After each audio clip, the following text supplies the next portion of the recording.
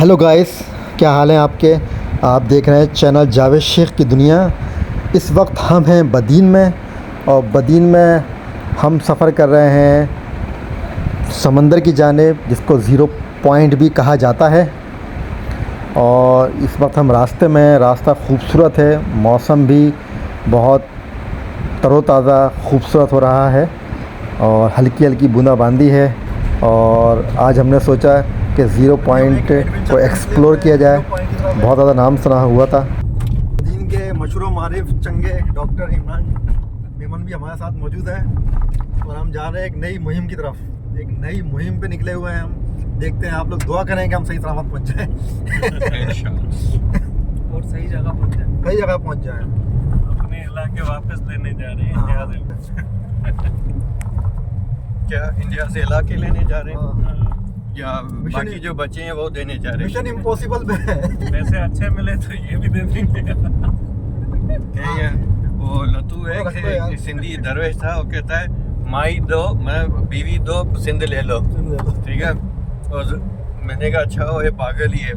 सही होता तो जरदारी का भी रिकॉर्ड तोड़ लेता। ज़ीरो पॉइंट के रास्ते में एक दरगाह है जिसको अहमद राजू कहा जाता है। हमने सोचा यहाँ पर भी हाज़िरी लगाई जाए, देखा जाए कैसी दरगाह है, क्योंकि काफ़ी मशहूर दरगाह है, काफ़ी लोग आते जाते हैं। और कहा जाता है कि पीर के दिन यहाँ काफ़ी रश होता है, लोग आते हैं अपनी मन्नतें मुरादें मांगते हैं यहाँ। तो हमारा तो खैर ऐसा कोई मतलब नहीं है, हम सिर्फ देखने आए हैं। हम देखें मज़ार कैसा है। इसमें बहुत अच्छा काम हुआ है और हाथ का काम हुआ है, और कारीगर जो भी थे उन्होंने बहुत अच्छा काम किया है। ये दरगाह अहमद राजू है, काफ़ी लोग यहाँ आते हैं। इस वक्त हम अंदरूनी हिस्से में हैं और आप देख सकते हैं शीशे का काम इसमें हुआ है और बहुत खूबसूरत है ये दरगाह।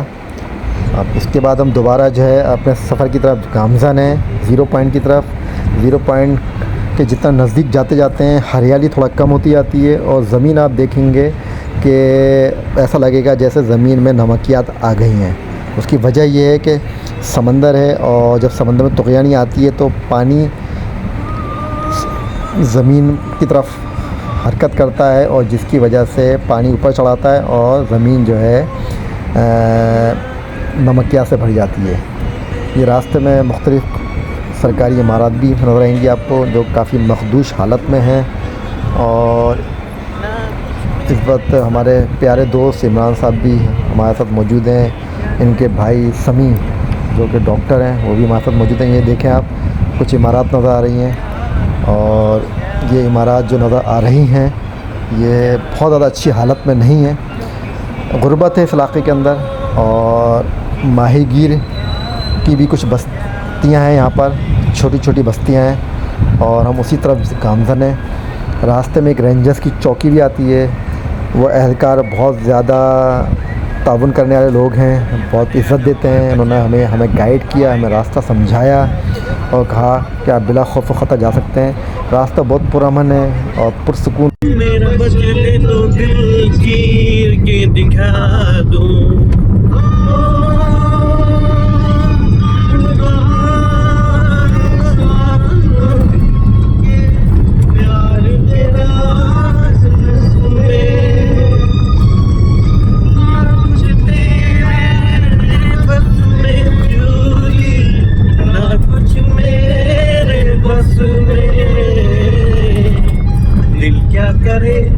जब किसी से किसी को प्यार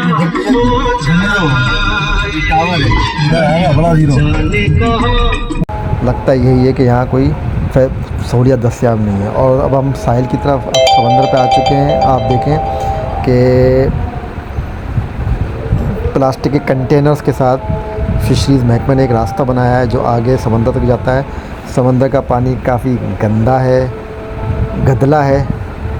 उसकी वजह शायद ये है कि एक तो यहाँ काफ़ी कश्तियाँ हैं जो माहीगीर हैं, उनके डीज़ल इंजन है, उनमें वो डीज़ल इंजन है। इसके अलावा सीवरेज इसमें यकीनन फेंकी जाती है। उसके साथ साथ हुकूमत पाकिस्तान के 2 प्रोजेक्ट्स हैं, LBOD RBOD। तो ये RBOD का पानी भी यहीं समंदर में गिराया जाता है गालबन, जिसकी वजह से ये समंदर जो है बहुत गंदा हो रहा है। अच्छा, एक बात और हम आपके इसमें इजाफा करें कि इंडिया की बहरी सरहद यहाँ से बहुत नज़दीक है। कहा जाता है कि 11 से 12 नॉटिकल माइल्स पर है। और जो कश्ती रान था उसने हमें कहा भी कि अगर आप कहें तो मैं आपको नज़दीक ले जाता हूँ। वहाँ वॉच टावर्स हैं इंडिया के, तो हमने मुनासिब नहीं समझा क्योंकि हमने सिर्फ तफरीह के लिए आए हैं, क्योंकि पाकिस्तान और इंडिया के हालात कुछ कशीदगी की तरफ हैं और कुछ दिन पहले ही हालात बहुत ज़्यादा कशीदा थे। एक महदूद जंग भी हुई है, तो जिसकी वजह से अभी माहौल में तलखी भी है और तनाव भी है। लिहाजा हमने उसको शुक्रिया के साथ मना किया। हमने कहा भाई हमें सिर्फ समंदर की सैर कराओ। और क्योंकि आपने अक्सर पढ़ा होगा, इससे पहले भी कई वाक़ात हो चुके हैं कि माहीगीर गलती से नज़दीक पहुंच जाते हैं इंडियन सरहद के, या इंडियन माहीगीर पाकिस्तानी सरहद के, तो वो कोस्ट गार्ड्स उनको गिरफ़्तार कर लेते हैं, जिसकी वजह से गरीब लोग बहुत ज़्यादा मसाइल का शिकार होते हैं, उनकी फैमिलीज़ मुतासर होती हैं। तो बहरहाल हम समंदर की सैर कर रहे हैं, आप देख सकते हैं बहुत खुशगवार मौसम है, अच्छा मौसम है, अच्छे लोगों का साथ हो तो सफ़र बहुत अच्छा हो जाता है। डॉक्टर इमरान मेमन बहुत ही टैलेंटेड इंसान है, चाइल्ड स्पेशलिस्ट हैं बदीन के, हंसमुख हैं, बहुत अच्छी इनकी आवाज़ है, बहुत अच्छे गुलकार हैं।